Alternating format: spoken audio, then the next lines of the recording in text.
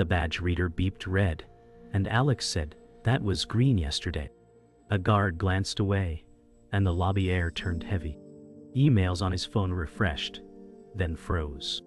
He tapped one flagged thread and felt his chest lock. Evelyn had replied above his name with cold gratitude. Daniel said, "You okay?" But his eyes slid past. Alex opened the attachment and saw orders for audits that never happened. He whispered, "These totals were buried." The second file showed retroactive approvals, stamped at midnight. Evelyn said in the memo, "Honesty is our brand," while signing retaliation drafts. His password failed on the second try. He heard the elevator chime like a warning bell. Daniel said, "Let it handle it, soft as carpet."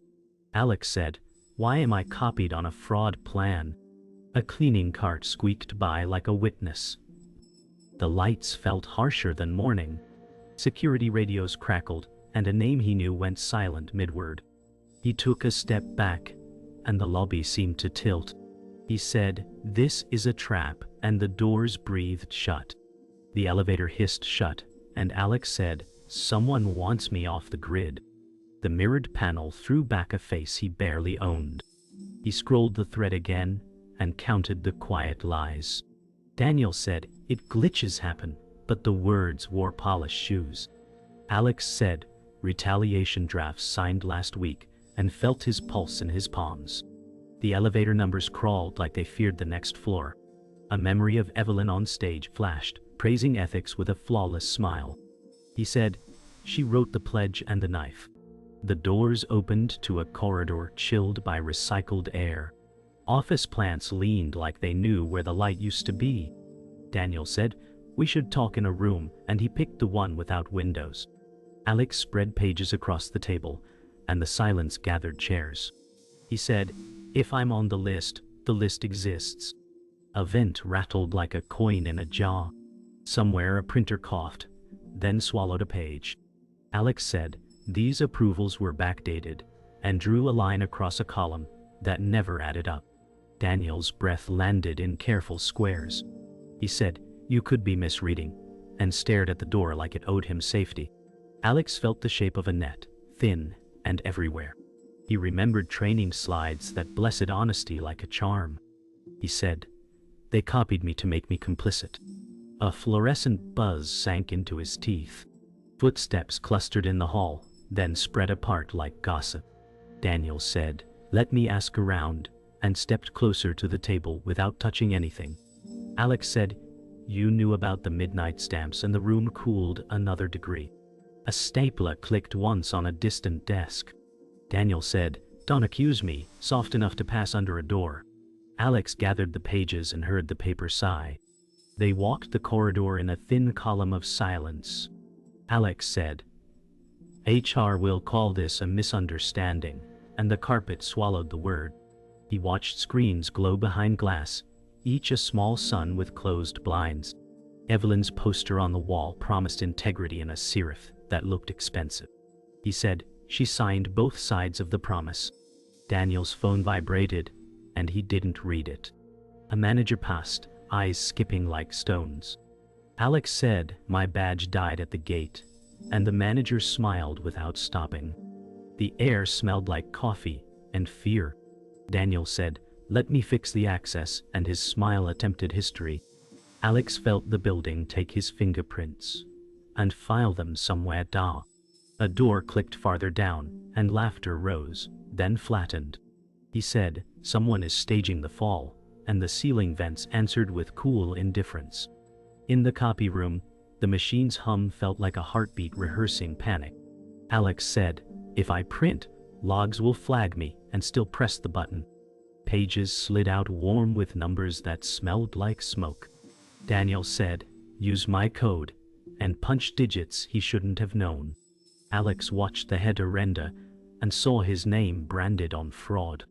He said, "They want me to carry the match." The door opened a crack and closed without a face. He stacked the pages and felt the edges bite.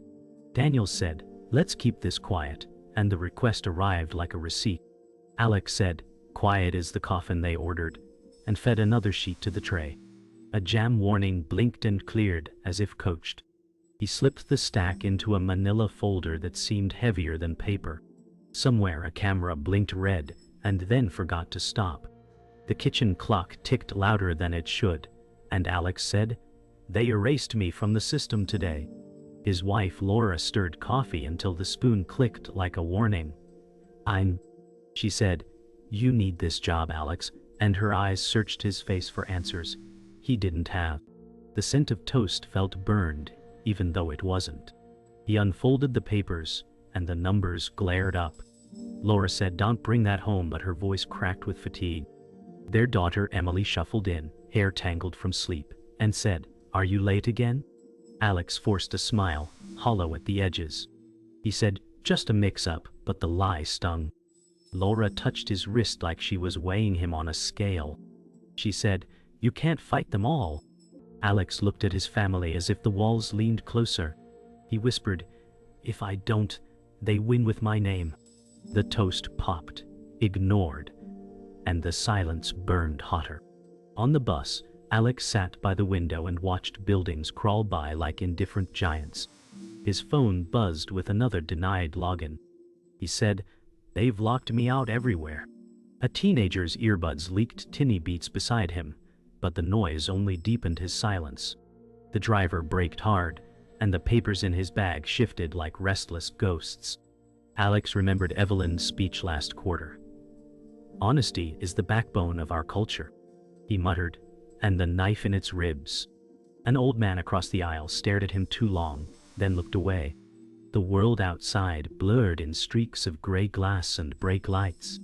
Alex rubbed his temple, feeling the numbers like a weight behind his eyes. He said, "How do I tell the truth without them burying me?" The bus lurched forward, carrying him into another day he no longer owned. At his desk, Alex found his monitor dark and his chair already warm, as if someone had borrowed his life for a moment. He said, "My badge worked here but nowhere else." The cubicles hummed with keyboards that never paused. His co-worker Megan leaned over the partition, whispered, "You should stop asking questions," and dropped her eyes to her screen. Alex said, "You've seen the midnight approvals too," but her silence was a wall. The office poster of Evelyn's smiling face loomed above the rows of heads. A coffee cup tipped nearby and spilled like a warning. Alex whispered, "They want me invisible," and pressed his hands flat on the desk. The cursor blinked on his frozen screen, waiting for him to disappear. Lunch hour brought no appetite. Alex sat alone at a cafeteria table while conversations buzzed around him like insects. He said, "Silence is their weapon," under his breath. A tray clattered nearby and heads turned, then quickly looked away. He saw Daniel at another table, laughing too loudly with the manager. Alex said, "So that's where your loyalty lies." His phone vibrated, but the screen flashed access revoked. He pushed the untouched sandwich away, appetite gone before the first bite. The smell of fries clung to his jacket like smoke. A clock ticked above the exit, louder than the room. Alex whispered, "If they isolate me, they think I'll break." The laughter from Daniel's table carried sharp edges slicing the air. That night, Alex stood on the porch, cold air scraping his skin. He said, "They'll crush me if I stand alone." Laura opened the door and wrapped her sweater tighter. She said, "Maybe silence keeps us safe." He shook his head, eyes on the streetlights humming. He said, "Then they win with my silence." Emily's laughter floated faintly from inside, mixing with the sound of cartoons. Laura said, "I can't watch them destroy you." Alex took her hand, felt it tremble like a leaf in the wind. He said, "If I don't fight, I'm already gone." The porch light buzzed, moths circling in their frantic dance. The night carried his words into the dark, where no answer came back. The office lights dimmed slightly as Alex walked into the meeting room, where whispers ended with his arrival. He said, "You've all seen the reports," and laid down the folder like a challenge. Megan shifted uneasily, her eyes flicking to Daniel. Daniel said, "Maybe this isn't the place," but the tremor in his voice betrayed him. Alex pointed to the midnight stamps and said, "This is fraud, and my name is on it." The room swelled with silence thick as glass. Evelyn entered, her heels striking sharp notes, and said, "We must remember discretion." Alex's stomach tightened, but he held her gaze.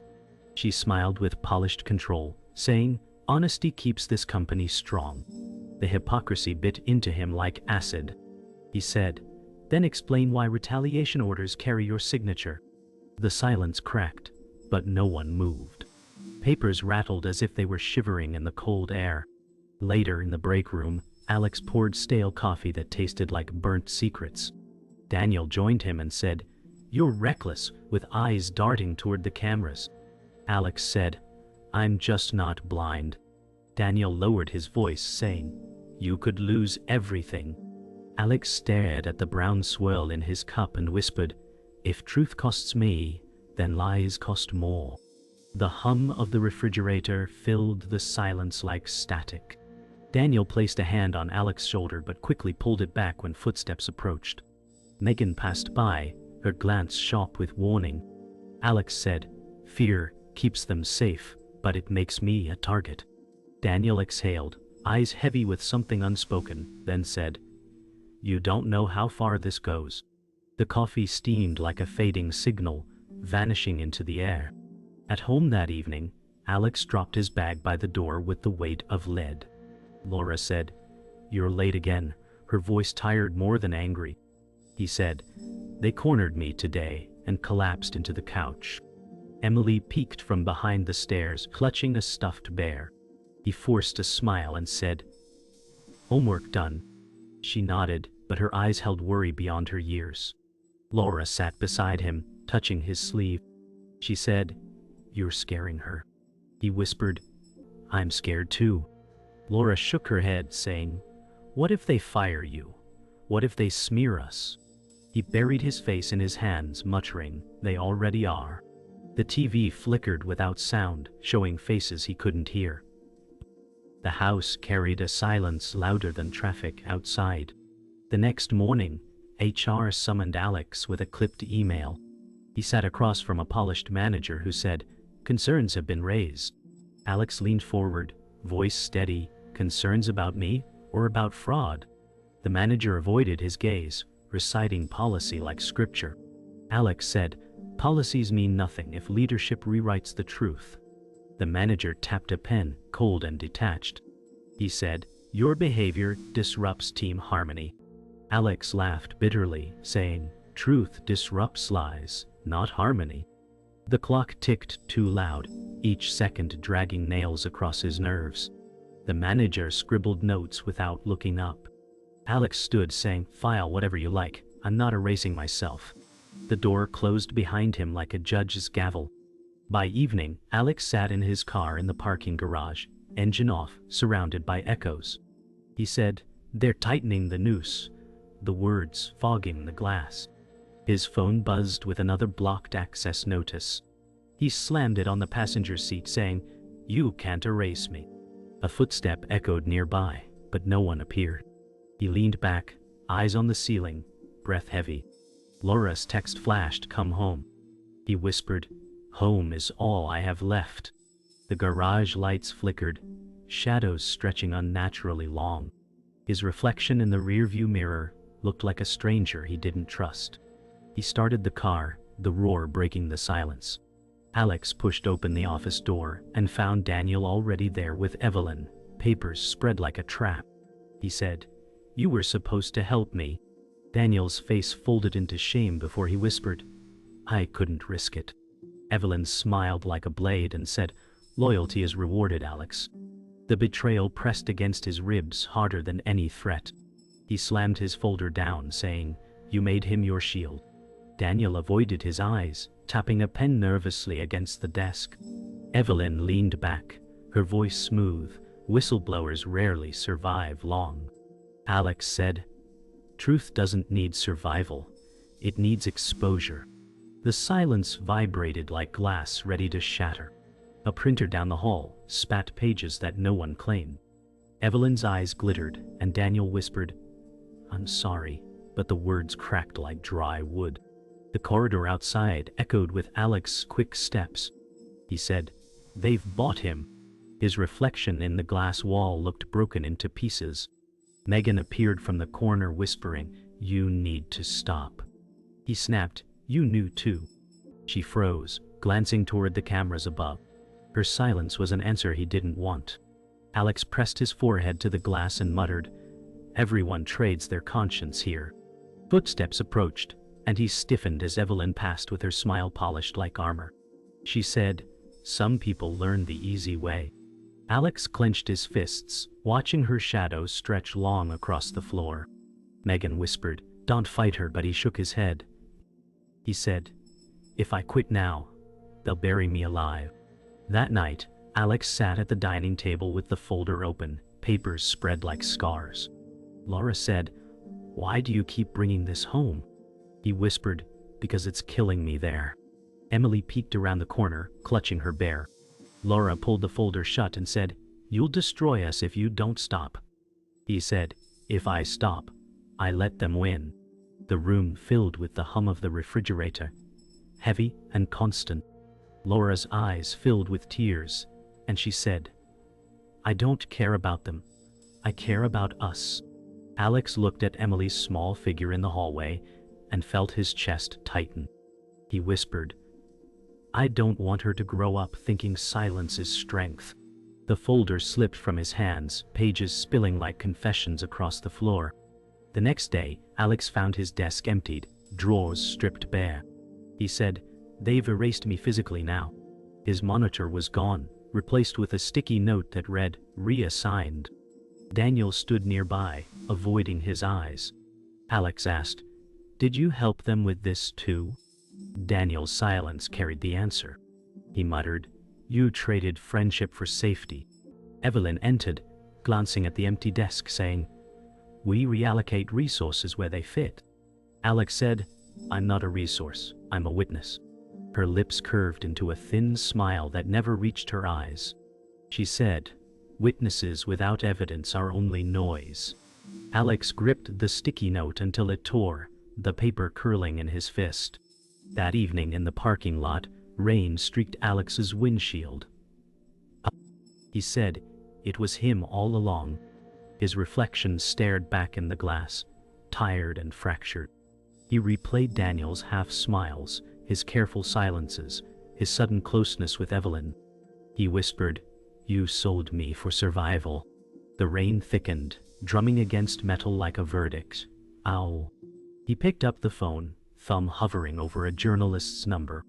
Laura's voice echoed in memory, "Don't destroy us." He gritted his teeth and muttered, "I don't have a choice anymore." The phone glowed in the dark, fragile as a flame in storm. He pressed the call button, and the line rang like a countdown. The courthouse air felt heavy as Alex stepped onto the marble floor, with the folder clutched like a lifeline. He whispered, "No more silence." Laura stood at the entrance, her eyes wide with fear, but steady with love. She said, "Once you speak, nothing will be the same." He nodded, breathing through the weight pressing against his ribs. Reporters gathered at the steps, their cameras blinking like predators smelling blood. Alex said, "They'll hear the truth." A security guard opened the chamber door with mechanical precision, and the sound echoed like thunder. Inside, Evelyn waited, composed in her dark suit, her smile thin as glass. Daniel sat beside her, his gaze lowered, hands clenched. Alex said, "This is the moment they can't erase." His pulse matched the ticking clock on the wall, each second cutting deeper. The chamber filled with the hum of whispers as Alex stood before the panel. He said, "I was copied on fraudulent approvals." His voice shook, but carried. Evelyn leaned back, expression unreadable, and said, "This is a misunderstanding blown out of proportion." Alex's hand trembled as he lifted the stamped documents. He said, "These signatures belong to her, and retaliation drafts bear her name." A gasp rippled through the room, reporters scribbling furiously.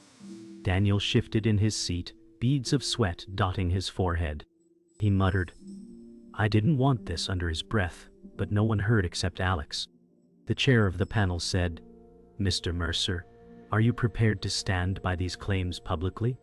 Alex said, Yes, even if it costs me everything. The silence that followed was crushing. Reporters swarmed Alex outside, their microphones a forest of demands. One shouted, "Do you have proof?"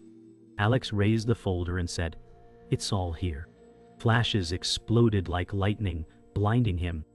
Laura held his arm, whispering, "They'll twist your words." He said, "Then let them, the documents speak louder." Evelyn exited behind him, smiling for the cameras, her voice syrupy. She said, "We stand for integrity, and these accusations are baseless." The crowd leaned toward her, drawn to her practiced poise. Alex shouted, "She signed retaliation orders against me."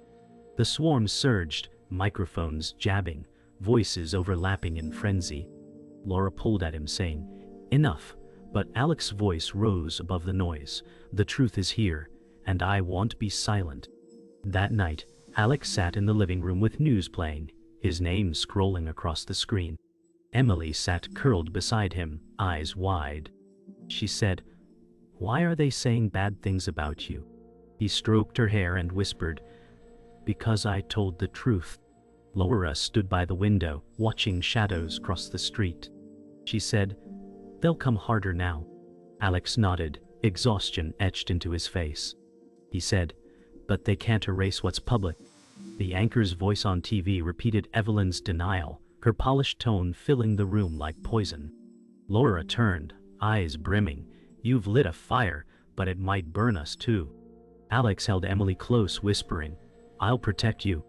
Outside, the wind rattled the branches against the glass like fingers tapping at their safety. The next morning, Alex stood before the building entrance, cameras waiting again. He whispered to himself, "This is the firestorm." He stepped forward, shoulders squared, as colleagues parted in silence. Megan glanced from her cubicle, her face unreadable. Daniel appeared near the lobby, eyes darting between Alex and Evelyn. She emerged with her team, polished and powerful, and said, "This ends today." Alex raised the folder high, voice clear, "Not until the truth is heard." Security shifted uneasily, waiting for orders. Evelyn's smile faltered for the first time, her mask cracking. The silence of the crowd felt heavy, then one voice whispered, "He's right." The ripple spread like a spark in dry grass, and Alex knew the climax had begun. The fallout struck fast. Alex sat at his kitchen table, surrounded by newspapers, screaming headlines with his name. He whispered, "They finally see me," but his voice carried no victory. Laura said, "They see you, but do they see the truth?" Emily climbed into his lap, small arms wrapping his waist, asking, "Did you win, Dad?" He forced a smile and said, "Not yet." The phone buzzed endlessly with unknown numbers flashing across the screen. Laura slammed it face down, saying, "They're tearing us apart." He exhaled slowly, the weight pressing into his bones, and muttered, "The cost is everything I never wanted to pay." Outside, the neighbors' curtains twitched, their whispers crawling through the walls like smoke. In the office lobby, Alex returned with his badge deactivated again. He said, "They want me gone," without saying it. Security guards crossed their arms, eyes cold. Daniel passed, briefcase in hand, and whispered, "I warned you," without slowing.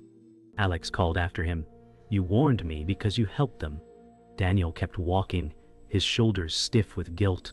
Evelyn appeared at the mezzanine, smiling for the onlookers. She said, "Some stories collapse under their own noise."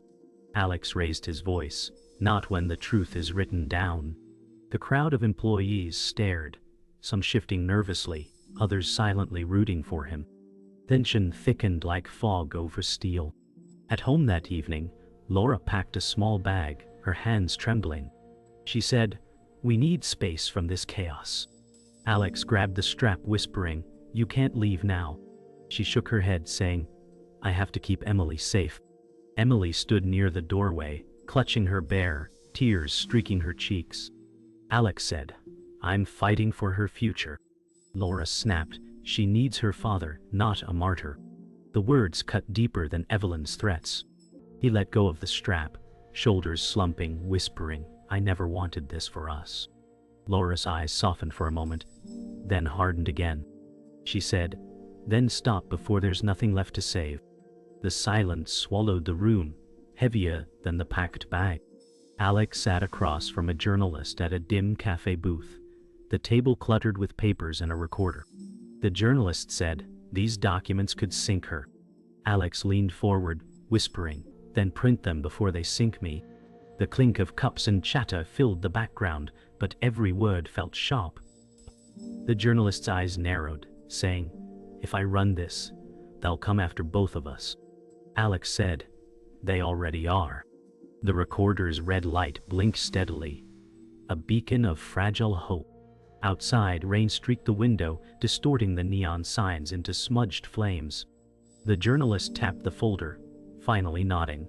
Alex exhaled, relief, laced with fear, whispering, "This is the only way left." The article hit the next morning, Evelyn's name blazing across headlines. Alex stood on his porch with the newspaper trembling in his hands. He whispered, "It's out now." Laura stepped beside him, her face pale, saying, "And now it begins." Neighbors lingered on sidewalks, pretending not to stare. Emily tugged at his sleeve, asking, "Does this mean it's over?" He knelt, holding her close, whispering, "No, but it means we've started." Cars slowed as they passed, drivers glancing. Laura's voice cracked, "We'll never have peace again." Alex looked at her, tired but resolute. He said, "Peace can't grow in silence, but maybe justice can." The wind turned the newspaper's pages, scattering words across the lawn. Alex sat in the newsroom lobby, as the journalist's article replayed on the mounted TV twine. He whispered, "It's real now." Strangers around him whispered his name, some with awe, others with doubt. Evelyn's face filled the screen, her smile gone, her eyes sharp with fury. Laura called him, her voice trembling, "They'll come after us harder." He said, "Let them, the truth is stronger than me." Emily's laughter floated faintly from the phone, reminding him why he endured. He leaned back, exhausted, and muttered, "I've given them everything. Now it's theirs to carry." Outside the courthouse, reporters shouted questions, their microphones thrust like weapons. Alex said, "I've spoken my truth," his voice hoarse but steady. Flashes exploded in his face, erasing details into white glare. A young man in the crowd yelled, "You're a hero," while another sneered, "Or a traitor." Laura held Emily's hand tightly as the girl's eyes widened at the chaos. Alex whispered to himself, "Hero or traitor, I won't take it back." He walked down the steps slowly, each step echoing like a verdict. In the quiet of night, Alex sat at his desk, the glow of his laptop screen illuminating his weary face. He typed resignation into the subject line of an email. He whispered, "This isn't surrender, it's survival." His hands hovered before pressing send. Laura entered, her face lined with fatigue, and said, "You don't have to prove anything else." He looked at her, eyes hollow but steady, replying, "I already did." The email whooshed away, final and irreversible. The next morning, Alex walked past the building one last time. Employees glanced from windows, some with shame, some with admiration. He said, "You'll all remember what silence costs." Evelyn's car pulled up, tinted windows hiding her face, but he felt her eyes burning through the glass. Daniel stood by the entrance, avoiding his gaze, shoulders bowed. Alex tightened his grip on the folder, now empty, and whispered, "I'm free, even if broken."